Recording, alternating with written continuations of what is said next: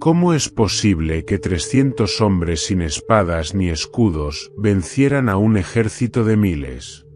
No, no es una historia de fantasía ni una leyenda exagerada. Es un hecho real, una de las estrategias de guerra más sorprendentes de la historia, y no tuvo nada que ver con fuerza, poder militar o número de soldados.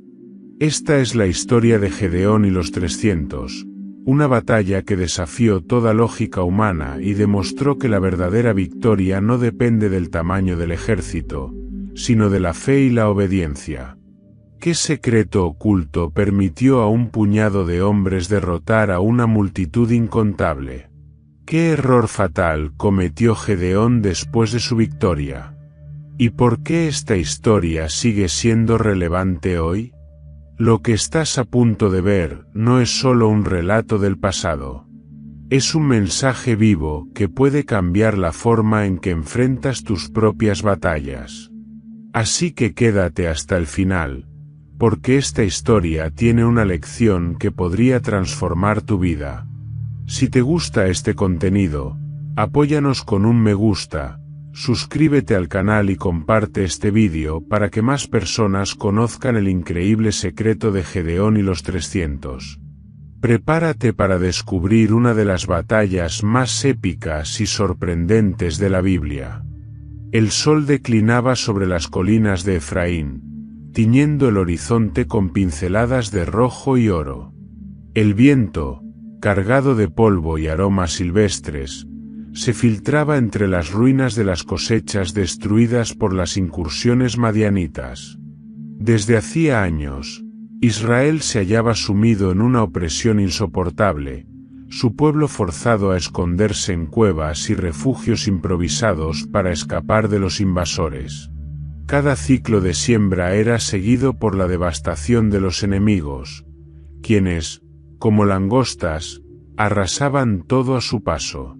En un lagar, un joven se inclinaba sobre un pequeño montón de trigo, con la mirada inquieta y el cuerpo tenso por la preocupación. Su nombre era Gedeón, hijo de Joás, de la tribu de Manasés. No era un guerrero ni un caudillo reconocido, era un hombre común, temeroso, pero laborioso. Trillaba el trigo en secreto, oculto dentro de un lagar, un sitio diseñado para pisar uvas, no para procesar granos. En tiempos normales, el trigo se aventaba al aire en la era, para que el viento separara la paja del grano. Pero en aquellos días de constante peligro, hacerlo a la vista de todos era un riesgo que no podía permitirse. El sonido de las piedras de moler raspando el grano era lo único que rompía el silencio. Gedeón, de tanto en tanto, levantaba la vista, asegurándose de que nadie lo observaba. Su respiración era medida, casi contenida. En su mente, resonaban las historias de antaño, relatos de cómo Dios había liberado a sus antepasados de Egipto, cómo los había guiado por el desierto y les había entregado esta tierra. Pero ¿dónde estaba ahora ese Dios? ¿Por qué permitía que su pueblo sufriera? Mientras sumergía sus manos en los granos dorados, un repentino escalofrío recorrió su espalda. Una presencia diferente, inexplicable, se instaló en el aire. Se irguió con precaución y giró la cabeza. A pocos pasos de distancia, bajo la sombra de un árbol, alguien estaba sentado. No había escuchado pasos, ni el crujir de ramas. No había visto a nadie aproximarse. Sin embargo, allí estaba. La figura, vestida con ropajes resplandecientes, lo observaba con una serenidad inquebrantable. Sus ojos, profundos como la inmensidad de los cielos, reflejaban una luz que no provenía del sol. Sus labios se curvaron en una leve sonrisa y, con voz firme, pronunció palabras que estremecieron a Gedeón hasta lo más hondo de su ser.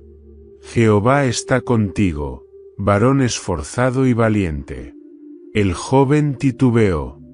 ¿Era acaso una burla? ¿Cómo podía llamarlo valiente, cuando ni siquiera se atrevía a trillar el trigo al aire libre? Sus manos temblaron y su mente se agitó en un torbellino de dudas. Miró al desconocido con recelo, y aún sin reconocer del todo quién era, se atrevió a responder con voz entrecortada. Si Jehová está con nosotros, ¿por qué nos ha sobrevenido todo esto? Nuestros padres nos contaban de sus prodigios, de cómo los sacó de Egipto, pero ahora nos ha abandonado en manos de los madianitas. La figura no pareció alterarse. Al contrario, su mirada se tornó aún más penetrante, y su voz resonó con una autoridad incuestionable. Ve con esta tu fuerza, y salvarás a Israel de la mano de los madianitas. ¿No te envío yo? Gedeón sintió que el suelo bajo sus pies se volvía inestable. Su corazón martilleó con fuerza en su pecho. ¿Salvar a Israel? ¿Él? ¿Con qué poder? Apenas era un campesino, el menor en la casa de su padre, perteneciente a una tribu sin relevancia militar. ¿Cómo podría liderar una rebelión contra un ejército tan numeroso como la arena del mar? Mi señor, balbuceó, ¿con qué salvaré a Israel? Mi familia es la más pobre en Manasés, y yo soy el más joven en la casa de mi padre. Pero el ser celestial no dio señales de vacilación. Se puso en pie con majestad, su estatura proyectando una sombra imponente bajo la luz del ocaso. Ciertamente, yo estaré contigo, y derrotarás a los madianitas como si fueran un solo hombre. Gedeón sintió un escalofrío que le recorrió la columna. Algo dentro de él quería creer esas palabras, pero su naturaleza cautelosa le impedía rendirse por completo a la emoción del momento. Si realmente este era un mensajero de Dios, debía asegurarse de que no era víctima de una ilusión. Si he hallado gracia ante tus ojos, dijo con nerviosismo, dame una señal de que en verdad eres quien dices ser. Te ruego que no te vayas de aquí, hasta que traiga una ofrenda y la ponga delante de ti. El ángel asintió con serenidad. Esperaré hasta que vuelvas.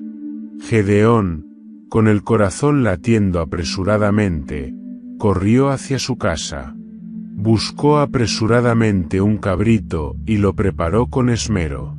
Tomó pan sin levadura y lo puso junto a la carne, colocando el caldo en un recipiente. Cuando volvió al lagar, el ángel seguía allí, inmutable, como si el tiempo no tuviera dominio sobre él. Toma la carne y el pan sin levadura, dijo el mensajero, y ponlo sobre esta peña. Gedeón obedeció, aún con la incertidumbre latiendo en su pecho. El ángel extendió su vara y tocó la ofrenda. En un instante, un fuego brotó de la roca y consumió la carne y el pan, elevando una llama brillante al cielo. Gedeón retrocedió con los ojos desorbitados. En un parpadeo, el ángel desapareció. El joven cayó de rodillas, con el rostro pálido y el cuerpo tembloroso. ¡Ay de mí, Señor Jehová!, exclamó, porque he visto al ángel de Jehová cara a cara. Pero en su interior, una voz suave, como un murmullo dentro del viento, le susurró: paz a ti, no temas, no morirás. Gedeón se quedó allí, postrado en la tierra, mientras el eco de aquellas palabras resonaba en su alma. Nunca antes había experimentado algo semejante. Las historias de los patriarcas cobraban un nuevo sentido. Dios no estaba lejos. No había olvidado a su pueblo. Y lo había llamado a él. Con manos temblorosas, pero con un fuego recién encendido en su espíritu, Gedeón se puso de pie. En ese mismo lugar, erigió un altar y lo llamó Jehová Salom, porque, Aunque su corazón aún batallaba con la incertidumbre, en su alma comenzaba a nacer una paz que jamás había conocido. No sabía qué vendría después. No sabía cómo un simple campesino podría llegar a desafiar a todo un ejército. Pero lo que sí sabía era que el Dios de sus antepasados aún hablaba, aún guiaba, y había elegido a un hombre temeroso para hacer de él un instrumento de su voluntad. Y aquel sería solo el inicio de una historia que cambiaría el destino de Israel para siempre. El cielo nocturno se extendía sobre la aldea como un manto salpicado de estrellas. El aire era fresco, pero Gedeón sentía un ardor interno que le impedía descansar. Desde el encuentro con el ángel de Jehová, su mente no había conocido tregua. Dios lo había llamado a liderar a Israel contra los madianitas, pero ¿cómo podía hacerlo si su propio pueblo vivía sumido en la idolatría? Aquella noche, mientras intentaba conciliar el sueño en la casa de su padre, la voz de Dios resonó en su interior con claridad inconfundible. Toma un toro de tu padre, el segundo toro de 7 años, y derriba el altar de Baal que está en tu aldea. Corta también la imagen de Asera que está junto a él. Luego edifica un altar a Jehová tu Dios en la cumbre de esta fortaleza, y sacrifica el toro en holocausto con la leña de la imagen que destruyas. Gedeón se incorporó de golpe. Su respiración era entrecortada, y su mente bullía con pensamientos encontrados. Derribar el altar de Baal significaba desafiar a todo el pueblo. Desde hacía años, su gente se había entregado a la adoración de dioses extranjeros, confiando en ídolos de piedra y madera en lugar de buscar al Dios de Israel. Aunque sabían que Jehová era su verdadero Señor, los madianitas los habían influenciado con sus cultos y supersticiones. Su propia familia no estaba exenta de ello. Su padre, Joás, era uno de los principales líderes del pueblo y poseía el altar dedicado a Baal en la aldea. ¿Cómo reaccionaría él al ver su santuario destruido? ¿Cómo reaccionarían los hombres de la aldea? Gedeón sabía que se arriesgaba a la furia de toda su comunidad, incluso a la muerte. Aún así, algo dentro de él le impulsaba a obedecer. Tomó una antorcha y salió con sigilo. Reunió a 10 de sus siervos más fieles y les habló con voz baja, pero firme. Esta noche haremos algo que cambiará la historia de nuestra aldea. No teman, porque Jehová está con nosotros. Los hombres intercambiaron miradas de incertidumbre, pero ninguno se atrevió a contradecirlo. Con herramientas en mano, se encaminaron hacia el centro del pueblo, donde se alzaba el altar de Baal. La silueta de la construcción se recortaba contra la luz de la luna, su presencia ominosa sobre el valle. La estatua de Asera, la diosa de la fertilidad, se erguía junto a él, con sus brazos tallados abiertos como si esperara la adoración de los hombres. Gedeón apretó los puños. Había llegado el momento. Con golpes certeros, comenzaron a desmontar la estructura. Cada piedra que caía al suelo resonaba como un desafío a la tradición impía del pueblo. Partieron la imagen de Asera con hachas, y levantaron un nuevo altar con las piedras derribadas. Encima de él, prepararon la leña y colocaron al toro en sacrificio. El resplandor del fuego iluminó la noche, proyectando sombras danzantes en las casas cercanas. Gedeón observó las llamas elevarse y consumar la ofrenda. Jehová estaba recibiendo su sacrificio, y con él, su obediencia. Pero su corazón no halló paz. Sabía que, al amanecer, la furia de los hombres no tardaría en desatarse.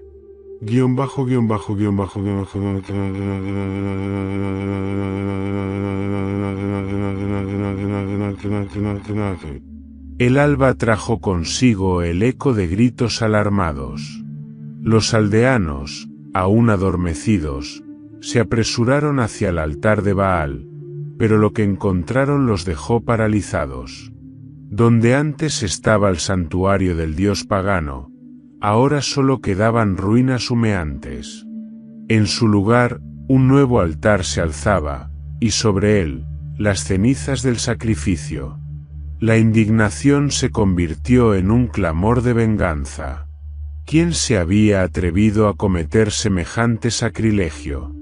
Los rumores corrieron rápido y pronto todos los ojos se posaron en una sola persona, Gedeón, el hijo de Joás.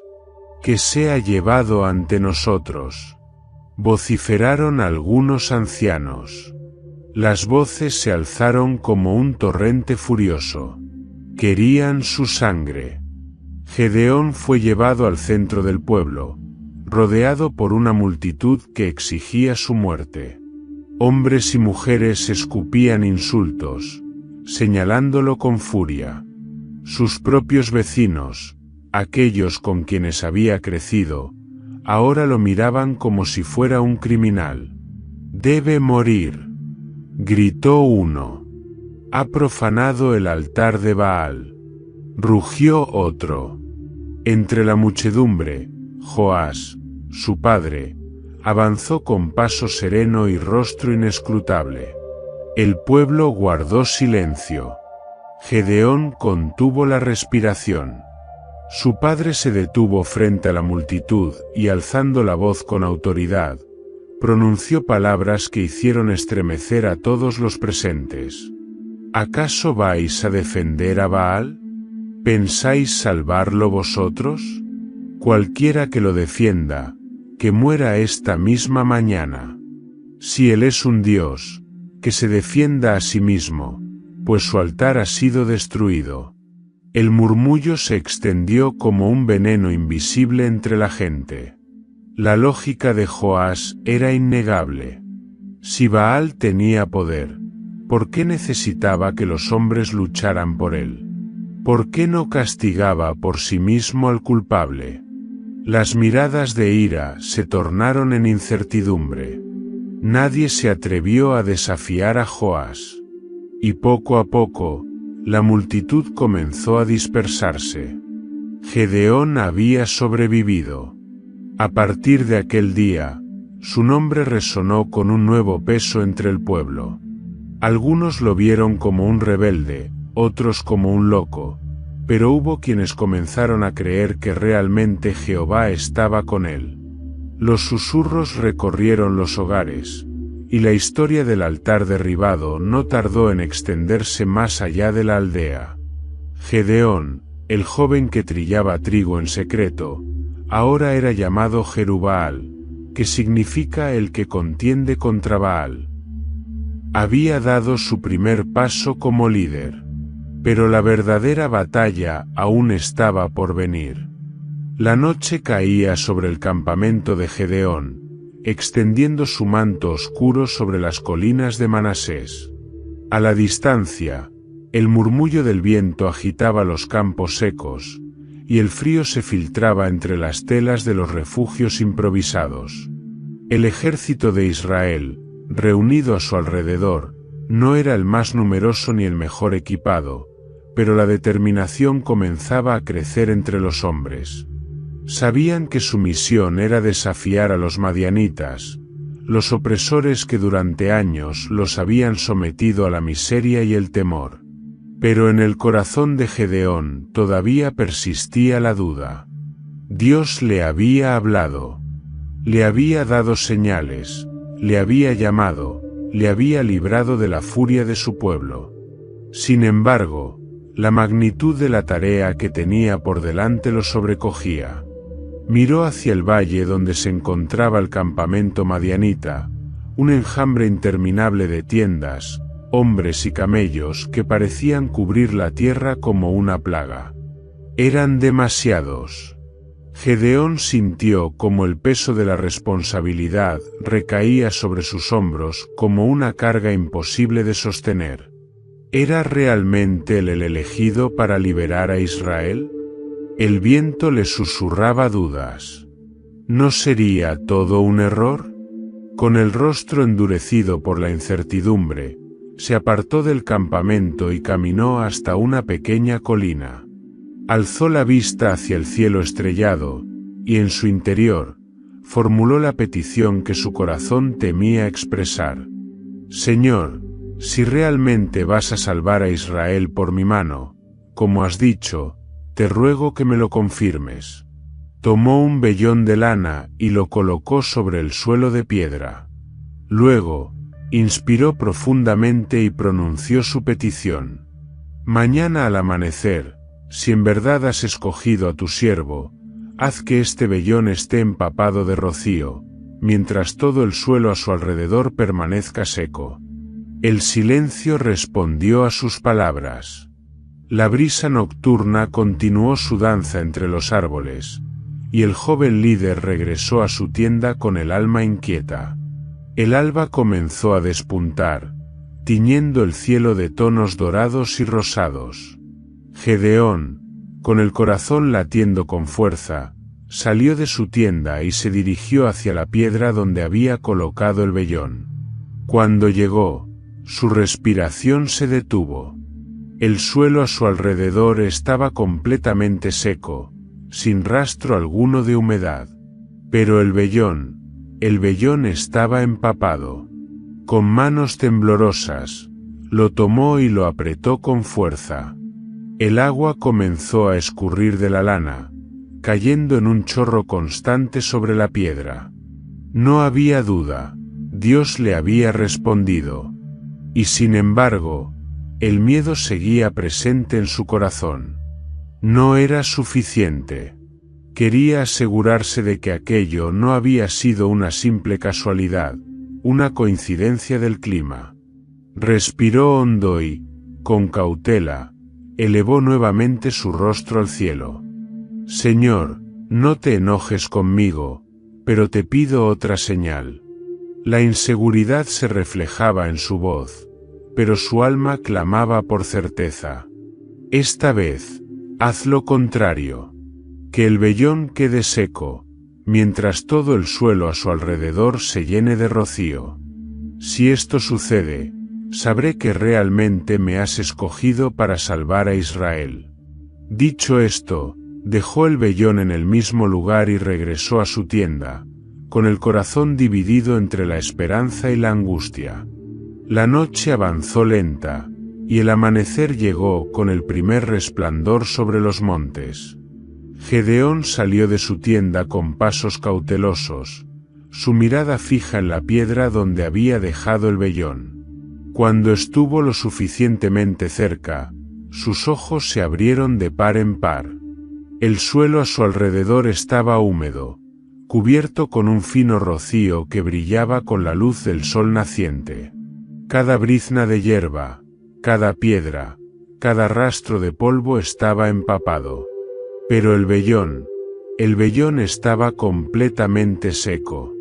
Gedeón lo levantó con ambas manos, su pecho subiendo y bajando con una mezcla de asombro y reverencia. Dios había respondido de nuevo.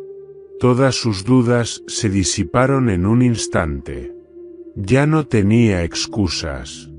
Ya no podía negar lo que estaba delante de él.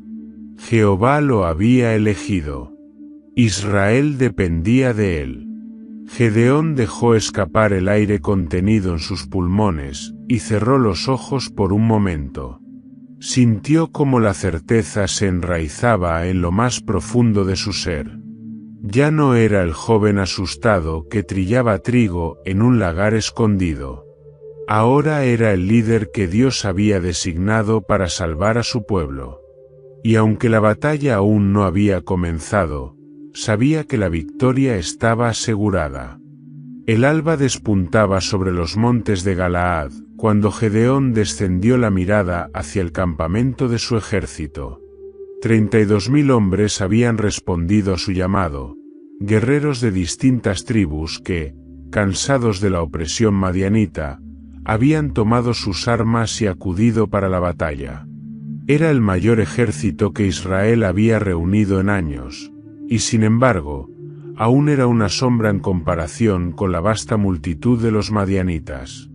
Más allá del valle, las tiendas enemigas se extendían como un enjambre sin fin. El número de camellos y soldados parecía cubrir la tierra como langostas. Eran demasiados.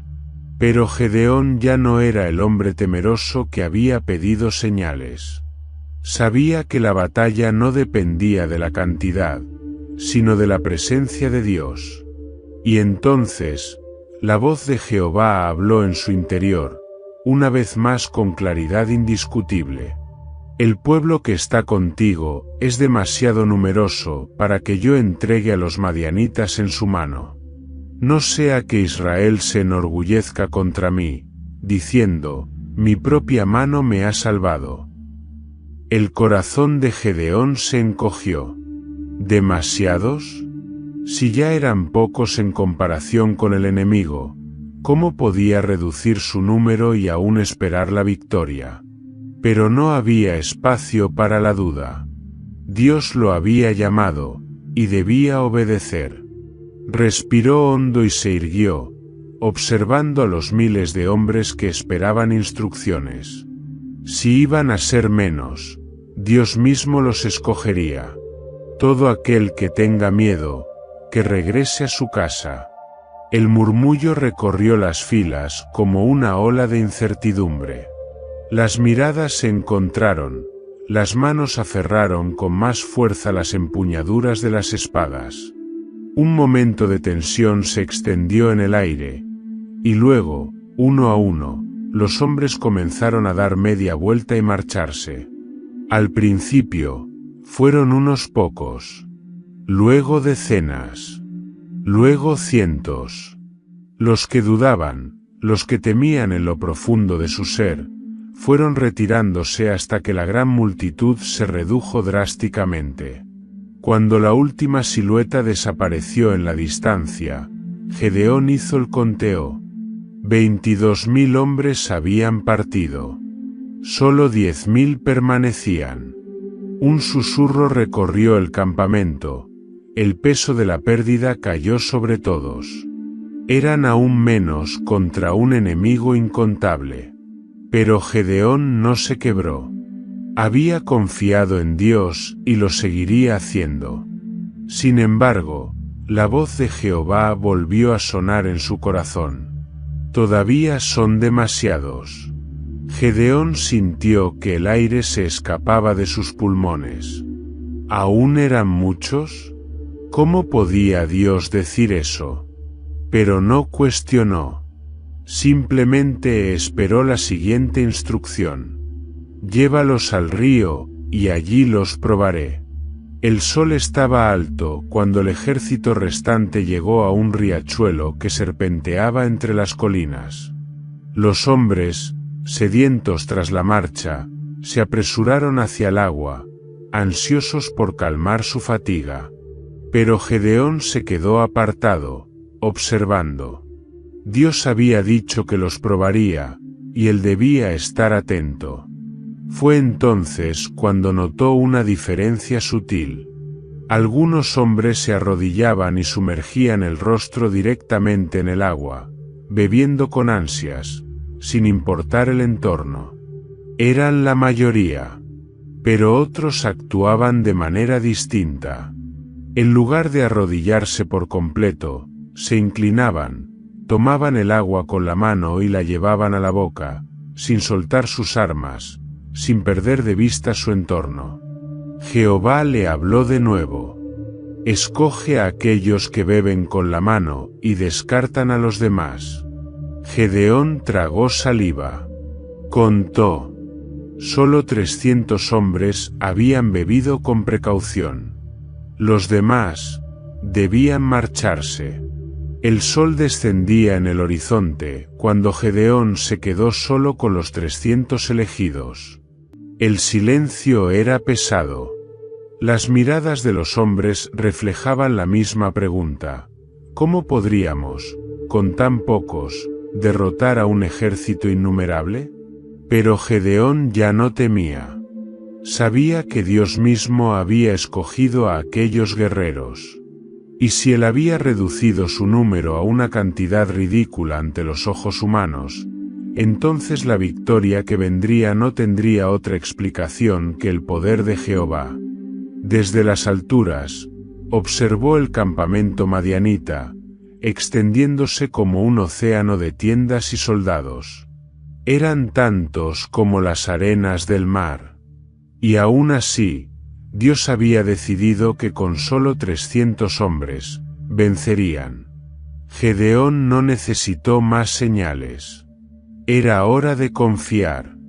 La noche cubría la llanura con un velo de sombras, y el campamento madianita, iluminado por hogueras dispersas, parecía un mar de luces titilantes. Desde su posición en la colina, Gedeón observaba el vasto ejército enemigo, un enjambre de tiendas y guerreros que parecían innumerables. El peso de la misión recaía sobre sus hombros, pero su fe, aunque fortalecida, aún necesitaba ser confirmada. Fue entonces cuando la voz de Dios habló en su interior, con la claridad de un mandato inquebrantable. Levántate y desciende al campamento, porque lo he entregado en tus manos. Gedeón sintió que su corazón se aceleraba. Dios ya había decidido el destino de los madianitas, pero quería que él lo viera con sus propios ojos. Sin embargo, Jehová, conociendo la naturaleza de su siervo, añadió con dulzura: si aún tienes temor de descender, ve con tu criado Furá y escucha lo que dicen. Entonces tus manos se fortalecerán y atacarás el campamento. Gedeón apretó los puños y asintió. No podía ignorar la oportunidad de recibir una última confirmación. Sigilosos como sombras, Gedeón y su criado Furá descendieron por la ladera de la colina, deslizándose entre las rocas con una mezcla de expectación y ansiedad. Cada paso que daban los acercaba más a la inmensa fuerza madianita. Pronto se encontraron a las afueras del campamento, donde grupos de soldados montaban guardia. Los madianitas no estaban solos. Amalecitas y otros pueblos del oriente se habían unido a ellos, aumentando su número hasta parecer una multitud infinita. Gedeón y Furá se escondieron tras unos arbustos, agazapados en la penumbra. A solo unos pasos, dos centinelas conversaban junto a una fogata. Sus palabras eran claras y resonaban en la quietud de la noche. Uno de los soldados madianitas habló en voz baja, con un tono de inquietud en su voz. Tuve un sueño anoche. Su compañero arqueó una ceja. ¿Qué soñaste? El soldado tomó un respiro y relató su visión con una mezcla de asombro y temor. Vi un pan de cebada rodando cuesta abajo hacia nuestro campamento. Venía con fuerza, golpeó una de nuestras tiendas y la derribó por completo. El otro guerrero se quedó en silencio, procesando las palabras. Luego, tras un momento de reflexión, sus ojos se abrieron con un destello de comprensión y terror. Esto no es otra cosa que la espada de Gedeón, hijo de Joás, el israelita. Dios ha entregado en su mano a Madián y a todo este campamento. Gedeón sintió que su aliento se detenía. Dios mismo había infundido terror en el corazón de sus enemigos. No podía creer lo que acababa de escuchar. Los madianitas sabían que estaban condenados. Dios había revelado su victoria en el sueño de un soldado enemigo, y hasta los mismos madianitas lo reconocían. Con el corazón palpitando de emoción, Gedeón retrocedió lentamente, sin hacer ruido, hasta estar a una distancia segura. Luego, sin contenerse más, cayó de rodillas en la tierra y adoró a Dios. Las dudas se habían desvanecido por completo. Jehová había hablado, y la victoria era suya. Gedeón se puso de pie, con una determinación renovada. Era hora de regresar con sus hombres. Porque esta batalla ya estaba ganada. La noche avanzaba con su manto de sombras, envolviendo la llanura donde el ejército madianita dormía confiado en su poderío numérico. Miles de hombres descansaban en sus tiendas, convencidos de que su dominio sobre Israel era absoluto. Pero en la colina, observándolos desde la distancia, 300 hombres se preparaban para cumplir el plan de Dios. Gedeón se movió entre sus soldados, sintiendo el peso de cada mirada. No portaban espadas ni lanzas, no llevaban escudos ni armaduras. Solo 3 objetos estaban en sus manos. 1, una trompeta de cuerno de carnero. 2, un cántaro de barro. 3, una antorcha encendida oculta dentro del cántaro. Era un ejército ridículo ante los ojos del mundo. Pero era el ejército de Dios. Gedeón levantó la vista hacia sus hombres, y habló con voz firme. Miradme y haced como yo haga. Cuando lleguemos al campamento enemigo, haréis lo que veáis que yo haga. Nadie cuestionó. La fe en sus corazones ardía más fuerte que el fuego de sus antorchas. La noche era profunda, cuando los 300 soldados descendieron en grupos estratégicos. Silenciosos como sombras, rodearon el vasto campamento de Madián. Desde su posición, Gedeón veía las hogueras humeantes y escuchaba los ronquidos de los soldados enemigos. Era la hora. Con un gesto firme, levantó su trompeta y la llevó a sus labios. Los hombres que estaban a su lado hicieron lo mismo, esperando la señal. Entonces, el sonido desgarrador del cuerno de carnero rompió la quietud de la noche. El eco resonó por las colinas como el rugido de una tormenta. Al mismo tiempo, los 300 soldados rompieron sus cántaros con un estruendo atronador. ¡Crack! Los trozos de barro se estrellaron contra el suelo y las antorchas quedaron al descubierto, iluminando la noche como si un ejército inmenso descendiera de las alturas. Las luces centelleaban en la oscuridad, rodeando el campamento enemigo. Y entonces, todos los soldados de Israel gritaron con una sola voz: «Por Jehová y por Gedeón». El sonido de las trompetas y el estrépito de los cántaros hicieron que el campamento madianita despertara en caos. Los guerreros salieron de sus tiendas tambaleándose, sin comprender qué ocurría. El sonido de los cuernos parecía venir de todas partes. Las llamas de las antorchas ardían en la oscuridad como si miles de hombres descendieran sobre ellos. El pánico se apoderó del corazón de los madianitas. El terror los consumió. Confundidos y aterrados, los soldados comenzaron a correr sin dirección. En la confusión, tomaron sus espadas y atacaron a sus propios compañeros, creyendo que eran enemigos infiltrados. La matanza comenzó dentro del propio campamento. Los hombres de Gedeón se quedaron en sus posiciones, observando el caos desatarse frente a sus ojos. Jehová mismo había sembrado el pánico en las filas enemigas.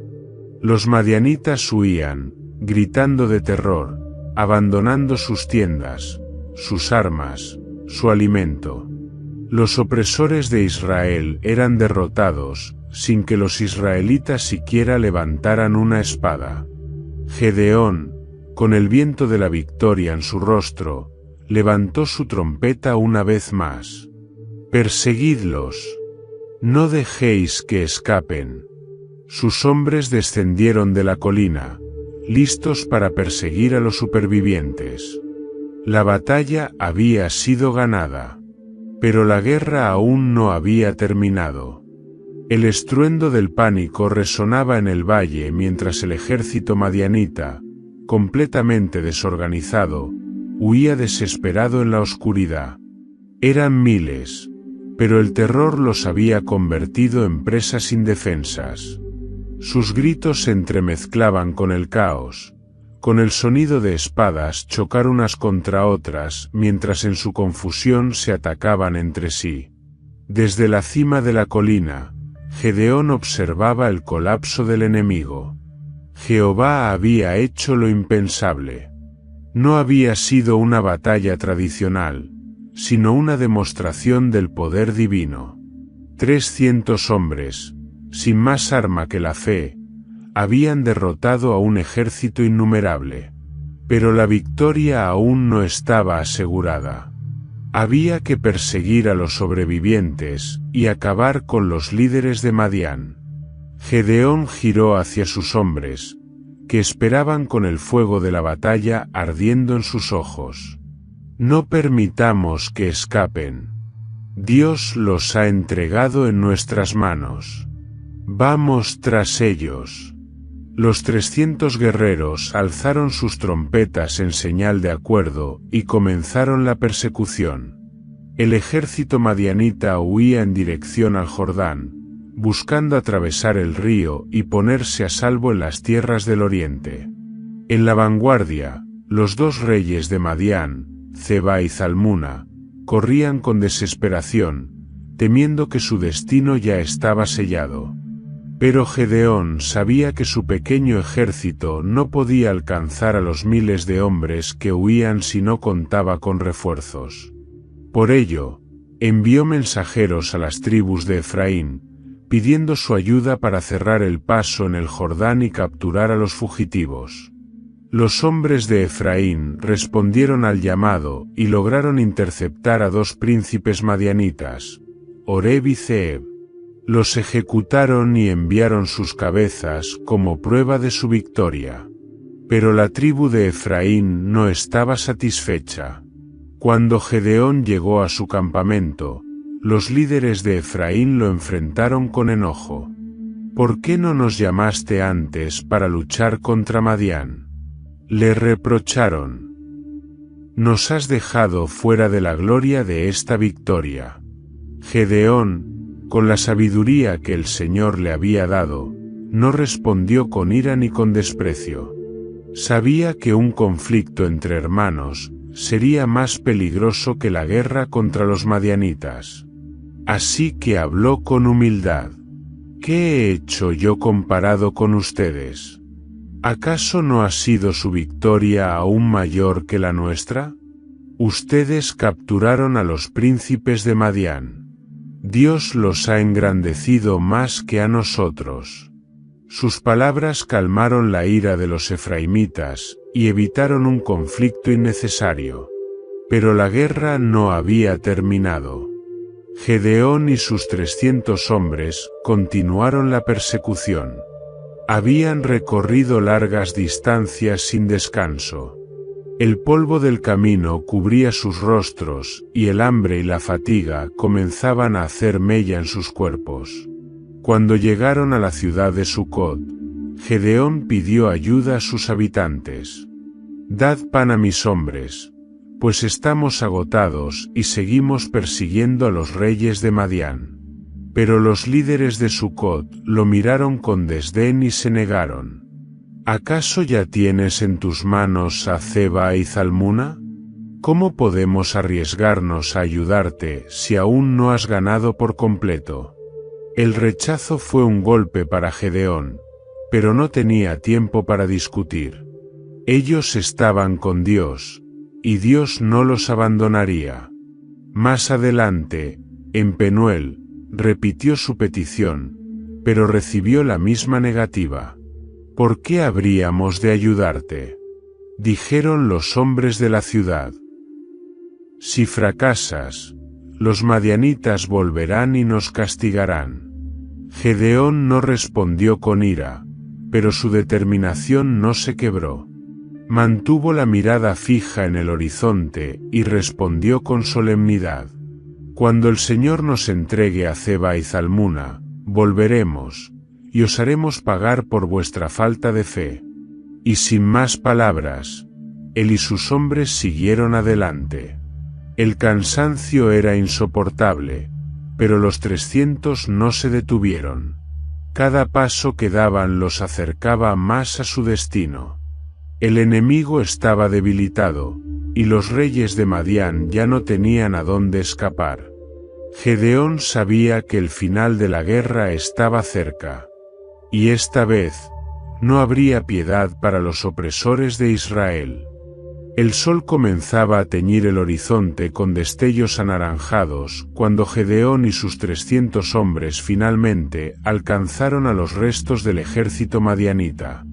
Zeba y Zalmuna, los dos reyes de Madián, habían dirigido a sus fuerzas al otro lado del Jordán con la esperanza de escapar, pero su resistencia se había debilitado. Sus hombres estaban exhaustos, sus cuerpos abatidos por el hambre y el temor.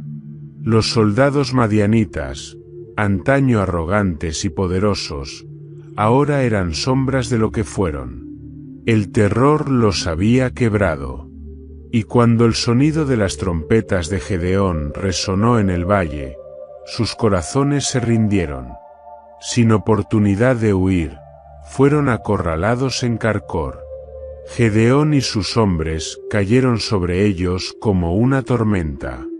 La batalla no fue larga. Los pocos que aún tenían fuerzas intentaron resistir, pero la confusión y el pánico los condenaron. Zeba y Zalmuna fueron capturados. Sus ropas, antes llenas de riqueza y orgullo, ahora estaban sucias y desgarradas. El sudor corría por sus frentes, y sus rostros reflejaban el miedo que jamás habían sentido en sus años de dominio sobre Israel. Gedeón los observó fijamente. Estos eran los hombres que habían oprimido a su pueblo. Los que durante años habían saqueado sus campos, asesinado a sus hermanos y se habían burlado del sufrimiento de Israel. Pero ahora estaban en sus manos. Con voz firme, Gedeón habló. ¿Cómo eran los hombres que matasteis en Tabor? Los reyes intercambiaron miradas. Sabían a qué se refería. Eran como tú, Gedeón, respondió Zeba con resignación. Cada uno de ellos tenía aspecto de príncipe. Gedeón sintió un nudo en su pecho. Habían sido sus hermanos.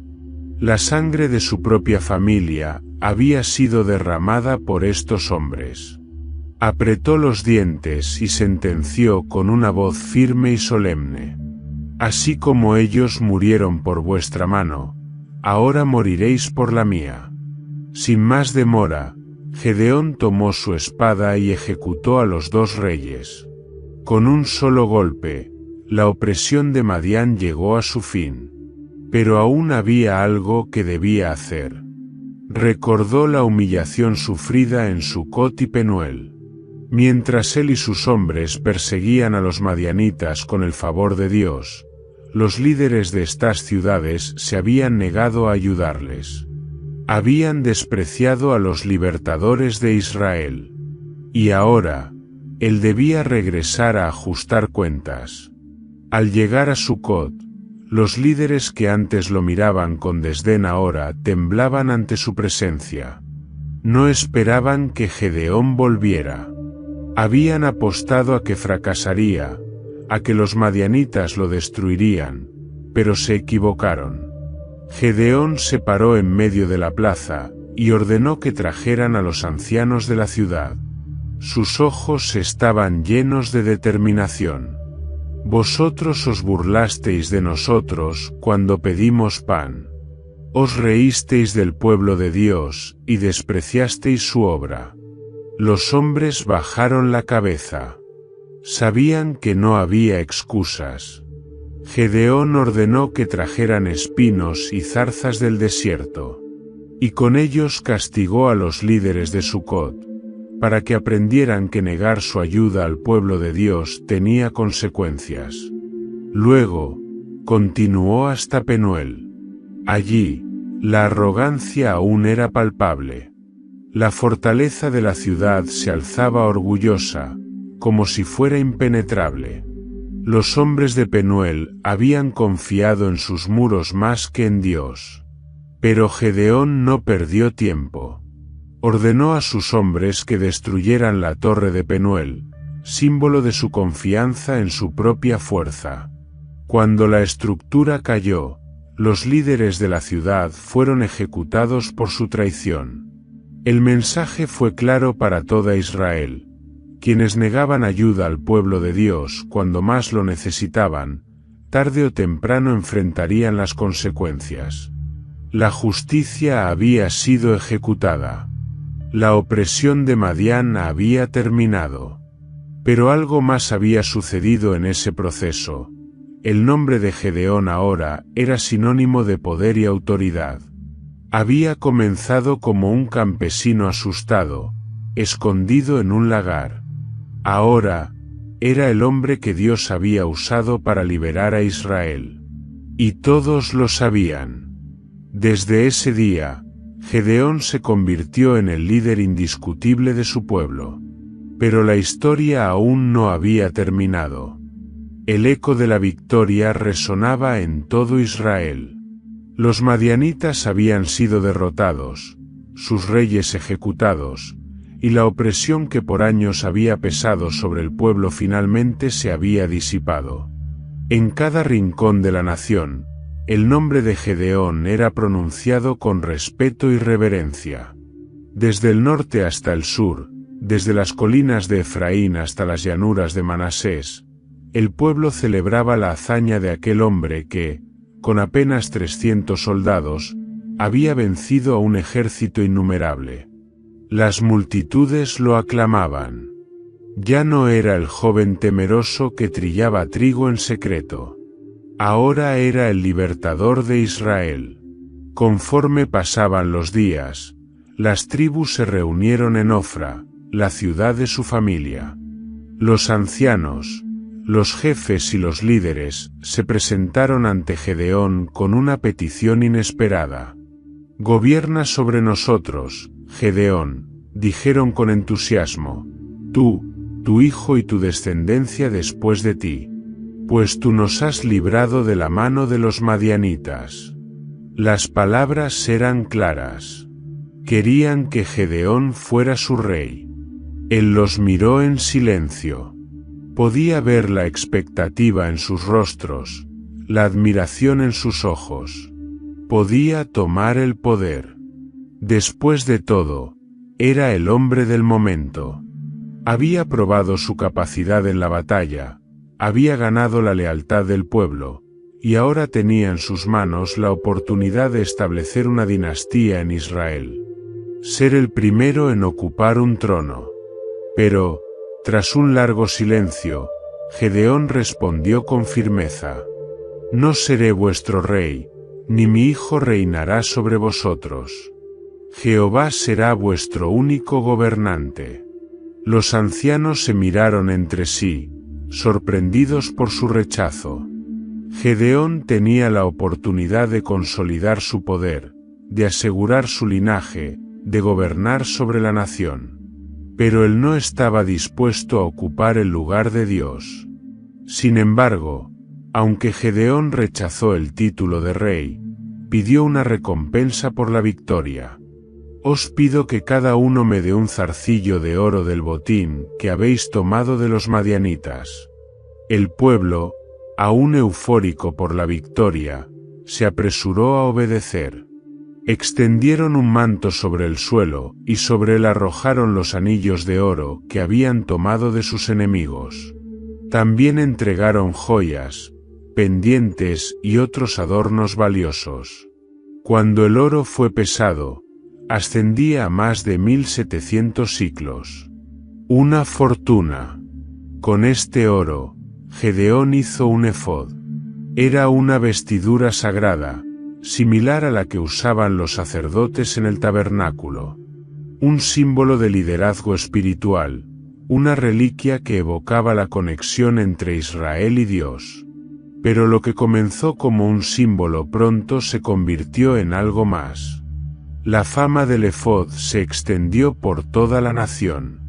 La gente comenzó a viajar desde todas partes para verlo, para tocarlo, para adorarlo. Gedeón no había pretendido que se convirtiera en un ídolo. Pero el corazón del pueblo aún era débil. Poco a poco, el efod se transformó en un objeto de devoción indebida. Israel, que había sido liberado de la idolatría de Baal, ahora caía en una nueva forma de idolatría. La ironía era amarga. El hombre que había derribado los altares de Baal ahora, sin darse cuenta, había creado un nuevo objeto de adoración. Gedeón vivió en paz el resto de sus días. La tierra tuvo descanso durante 40 años. Pero en las sombras de su legado, el secreto de su victoria se enredaba con el precio de la idolatría. Había rechazado el poder de un trono, pero sin quererlo, su pueblo había encontrado una nueva manera de desviarse de Dios. Y aunque la guerra había terminado, la verdadera batalla por los corazones de Israel aún no había sido ganada. Los años transcurrieron en calma después de la victoria sobre los madianitas. La paz que Gedeón había traído a Israel duró 40 años. Durante este tiempo, la nación prosperó, las tierras volvieron a dar fruto sin el temor de ser saqueadas, y las familias reconstruyeron sus hogares sin la sombra de la opresión extranjera. Gedeón vivió en su ciudad, Ofra, sin reclamar título alguno, sin sentarse en un trono, sin portar una corona. A diferencia de otros líderes, nunca se atribuyó la gloria de la victoria, pues sabía que había sido Dios quien había peleado por Israel. Pero, aunque su liderazgo trajo estabilidad, su mayor error permaneció en el corazón del pueblo. El efod que había mandado hacer, aquel símbolo que en un inicio representaba la victoria de Dios, se había convertido en un objeto de idolatría. Día tras día, más israelitas acudían a Ofra para postrarse ante él, como si el oro pudiera sustituir al Dios viviente. Y Gedeón, envejecido y cansado, veía aquello con tristeza, pero no hizo nada por detenerlo. Pasaron los años, y finalmente, la muerte alcanzó al hombre que había sido llamado por Dios en el lagar. Gedeón cerró los ojos por última vez, y su espíritu partió, dejando tras de sí un pueblo que lo veneraba, pero que aún no comprendía su verdadero mensaje. No había sido él quien había salvado a Israel. Había sido Jehová. Pero cuando su aliento dejó su cuerpo, su pueblo rápidamente lo olvidó. Apenas Gedeón fue sepultado, Israel volvió a la idolatría sin reservas. Se entregaron una vez más a los dioses paganos, rindiendo culto a Baal-Berit y olvidando el pacto con Jehová. No solo despreciaron la obra de Dios, sino que también borraron el recuerdo de Gedeón. Ya no lo llamaban el libertador, ni recordaban su valentía. El pueblo, ingrato y olvidadizo, abandonó la memoria del hombre que los había guiado a la libertad. Pero el declive de Israel no terminó ahí. Entre los muchos hijos de Gedeón, había uno que no estaba dispuesto a aceptar el olvido de su padre, Abimelec. Este hijo, nacido de una concubina de Siquem, tenía una ambición que su padre nunca había mostrado. Mientras Gedeón había rechazado el trono, Abimelec lo codiciaba. Con astucia y manipulación, fue a su ciudad natal, Siquem, y habló a sus habitantes. ¿Qué os conviene más? ¿Que todos los hijos de Gedeón gobiernen sobre vosotros, o que gobierne uno solo? Recordad que yo soy de vuestra carne y hueso. Las palabras de Abimelec encendieron la llama de la traición. Los líderes de Siquem, que no querían estar bajo el gobierno de una familia dispersa, le dieron su apoyo. Y con este respaldo, Abimelec llevó a cabo una de las masacres más crueles de la historia de Israel. Con dinero que recibió del templo de Baal-Berit, contrató hombres sin escrúpulos y organizó una matanza. Uno a uno, ejecutó a sus propios hermanos. 70 hijos de Gedeón fueron asesinados sobre una misma piedra. Pero uno logró escapar. El más joven de todos, Jotam, huyó antes de ser encontrado. Abimelec, convencido de que había eliminado cualquier competencia, se proclamó rey. El pueblo que había jurado que nunca tendría un gobernante, ahora se doblegaba ante un tirano que había conseguido el poder por la sangre de su propia familia. Desde una montaña cercana, Jotam, el único hijo sobreviviente de Gedeón, alzó su voz y lanzó una advertencia profética sobre Siquem. Habló en parábolas, comparando a su hermano con una zarza espinosa que consume todo lo que toca. Si con verdad y justicia habéis hecho rey a Abimelec, regocijaos en él. Pero si no, que el fuego salga de él y consuma a los hombres de Siquem. Dicho esto, Jotam huyó y se ocultó, pues sabía que la corrupción del poder había marcado el destino de Israel. Los días de Gedeón habían traído paz, pero tras su muerte, la fragilidad del pueblo se hizo evidente. Dios los había librado de Madián, pero su corazón aún estaba cautivo. No habían aprendido. Una y otra vez, volvían a los mismos errores, olvidaban las enseñanzas, abandonaban a su Dios. El efod de Gedeón, que había sido su mayor error, se convirtió en la prueba de la naturaleza inconstante del pueblo. El verdadero enemigo de Israel nunca fueron los madianitas. Era su propio corazón. Y mientras el sol se ponía sobre la tierra de Siquem, una nueva era de oscuridad se cernía sobre el pueblo elegido. Los años habían pasado, y la memoria de Gedeón comenzaba a desvanecerse en la historia de Israel. El pueblo había olvidado su victoria, había abandonado a su Dios, y nuevamente se encontraba sumido en la oscuridad de la idolatría y la corrupción. Pero para aquellos que aún recordaban, quedaba una pregunta sin respuesta. ¿Cuál había sido el verdadero secreto de la victoria de Gedeón y sus 300 hombres? A simple vista, la historia de Gedeón podía parecer la de un general astuto que usó una estrategia inusual para vencer a un enemigo superior. Pero la verdad era mucho más profunda. Desde el principio, Gedeón no había sido un hombre fuerte. Era un campesino, un hombre temeroso que trillaba trigo en un lagar para esconderse de los madianitas. Cuando el ángel de Jehová se le apareció y lo llamó varón esforzado y valiente, él no creyó en sí mismo. Su primer impulso no fue levantarse con determinación, sino dudar. Si Dios está con nosotros, ¿por qué nos ha sobrevenido todo esto? No veía en sí mismo la capacidad de ser un libertador. Pero en esa debilidad, Dios había visto algo más grande. Gedeón no fue llamado porque era fuerte, sino porque podía ser usado en su debilidad. Cuando Dios le ordenó reunir un ejército, lo primero que hizo fue reducir sus fuerzas. Los 32.000 hombres que se presentaron fueron demasiados. Jehová le dijo: si Israel gana con este ejército, se gloriará a sí mismo y dirá: mi mano me ha salvado. Así que redujo el número. Primero, eliminó a los temerosos. Luego, en la prueba del agua, escogió a solo 300. No eran los más fuertes, no eran los más experimentados, no eran los mejores guerreros. Eran los que Dios había escogido. La estrategia de la batalla no fue una demostración de astucia humana, sino de obediencia. Dios no les dio espadas.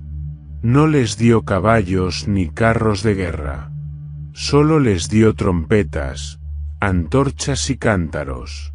¿Cómo se gana una guerra con instrumentos de alfarería y sonido? Desde cualquier punto de vista humano, era una locura. Pero Dios no necesitaba espadas para traer la victoria. Solo necesitaba fe. Cuando los 300 hombres tocaron las trompetas, rompieron los cántaros y gritaron, no fue su fuerza lo que hizo huir a los madianitas. Fue el poder de Dios. Él sembró terror en el campamento enemigo. Él hizo que los madianitas se atacaran entre sí. Él entregó la victoria. Entonces, ¿cuál fue el verdadero secreto oculto de Gedeón y sus 300 hombres? No fue su valentía. No fue su estrategia. No fue la cantidad de soldados. Fue su dependencia en Dios. La batalla no se ganó por el número de guerreros, sino porque los pocos que quedaron creyeron en la promesa de Dios y obedecieron su mandato. El verdadero poder no estaba en la fuerza militar, sino en la fe y la obediencia. Pero la historia de Gedeón también revelaba una dura realidad. El poder del hombre es frágil. Cuando Gedeón confió en Dios, fue invencible. Cuando el pueblo dependió de Dios, experimentó la victoria. Pero cuando volvieron a la idolatría, cuando confiaron en sus propias fuerzas, cayeron en la derrota y la opresión. La historia de Israel era cíclica. Siempre que confiaban en Dios, eran salvados. Siempre que se apartaban de Él, caían en la ruina. Y Gedeón, aunque fue un gran líder, no pudo evitar que su pueblo volviera a caer. Porque la mayor batalla no era contra Madián. Era contra su propia incredulidad. La verdadera enseñanza de Gedeón y sus 300 soldados no es solo una historia de guerra y victoria. Es una historia que muestra cómo Dios usa a los débiles, cómo Él es glorificado en la imposibilidad, y cómo el verdadero poder no está en el hombre, sino en la confianza en el Señor. Porque al final, no fue Gedeón quien venció. Fue Dios. El relato de Gedeón y los 300 no es solo una historia antigua de batallas y victorias. Es un reflejo atemporal de la lucha humana entre la fe y la duda, entre la dependencia en Dios y la confianza en las propias fuerzas. Hoy en día, no peleamos contra madianitas con espadas o lanzas, pero las batallas continúan. Son diferentes, pero igual de reales. Las guerras internas de la mente, donde el miedo y la inseguridad nos susurran que no somos suficientes. Las pruebas de la vida, donde todo parece imposible y sentimos que estamos rodeados por un enemigo más grande que nosotros. Las crisis personales y espirituales, donde nos preguntamos si Dios sigue obrando o si nos ha abandonado. En cada una de estas batallas, la historia de Gedeón nos deja 3 lecciones fundamentales. Cuando Gedeón fue llamado, no era un héroe. Era un hombre común, con miedos y dudas, escondiéndose de sus enemigos. Pero Dios no lo vio por lo que era en ese momento, sino por lo que podía llegar a ser. Esto nos enseña que Dios no busca personas perfectas. No llama a los más fuertes o a los más capacitados. Llama a aquellos que están dispuestos a confiar en Él. Tal vez hoy te sientes débil, incapaz o sin recursos para enfrentar tus desafíos. Pero Dios no necesita tu fuerza, solo tu obediencia. Él es quien te capacita, quien te fortalece y quien pelea por ti. Bástate mi gracia, porque mi poder se perfecciona en la debilidad. 2 Corintios 12, 9. A los ojos del mundo, la estrategia de Dios con Gedeón parecía absurda. Reducir un ejército de 32,000 hombres a solo 300 era ilógico. Pero Dios no quería que Israel se glorificara en su propia fuerza. Hoy en día, también somos tentados a pensar que necesitamos más recursos, más influencia, más respaldo humano para salir adelante. Creemos que si tuviéramos más dinero, más apoyo o más oportunidades, podríamos vencer nuestras luchas. Pero Dios no necesita números. No necesita grandes ejércitos ni grandes recursos. Lo único que busca es que confiemos en Él. La victoria no depende de lo que tengas en tus manos, sino de quién está a tu lado. Si Dios es por nosotros, ¿quién contra nosotros? Romanos 8:31. La parte más trágica de la historia de Gedeón no es la opresión de Madián, sino lo que ocurrió después de la victoria. Dios le dio la victoria, pero con el tiempo, Gedeón permitió que el pueblo se desviara. El efod que hizo con el oro del botín se convirtió en un objeto de idolatría. Este es un recordatorio de que el mayor peligro no siempre está en la batalla, sino en lo que viene después. Muchas veces, cuando enfrentamos tiempos difíciles, buscamos a Dios con desesperación. Pero cuando finalmente vencemos, cuando alcanzamos nuestras metas, cuando superamos nuestras crisis, es fácil olvidar quién nos llevó hasta ahí. El orgullo, la autosuficiencia y la comodidad pueden alejarnos de Dios más que cualquier enemigo externo. Por eso, después de cada victoria, debemos recordar, no fuimos nosotros, fue Él. No a nosotros, oh Jehová, no a nosotros, sino a tu nombre da gloria. Salmos 115, 1. La historia de Gedeón nos muestra que la verdadera lucha no es contra ejércitos humanos, sino contra la incredulidad, el miedo y la autosuficiencia. Cada día enfrentamos batallas espirituales. Algunas veces nos sentimos como Gedeón al principio, temerosos, inseguros, escondidos. Otras veces estamos en la batalla misma, rodeados por problemas que parecen más grandes que nosotros. Pero Dios sigue siendo el mismo. El Dios que peleó por Gedeón y sus 300 sigue peleando por nosotros hoy. La pregunta es, ¿confiaremos en Él? No importa cuán pequeño o insuficiente te sientas. Dios puede usarte. No importa qué tan grande sea el enemigo. Dios puede vencerlo. El verdadero secreto de la victoria no está en la fuerza humana, sino en la fe y la obediencia a Dios. Así que, cuando te enfrentes a una batalla imposible, recuerda: estad quietos, y conoced que yo soy Dios. Salmos 46, 10. La historia de Gedeón y los 300 es más que una simple narración del pasado. Es un mensaje vivo que nos recuerda que la verdadera fuerza no está en la cantidad, sino en la confianza en Dios. A lo largo de los siglos, los desafíos han cambiado, pero la lección sigue siendo la misma. No importa lo grande que parezca el enemigo, lo que realmente importa es quién está peleando por nosotros.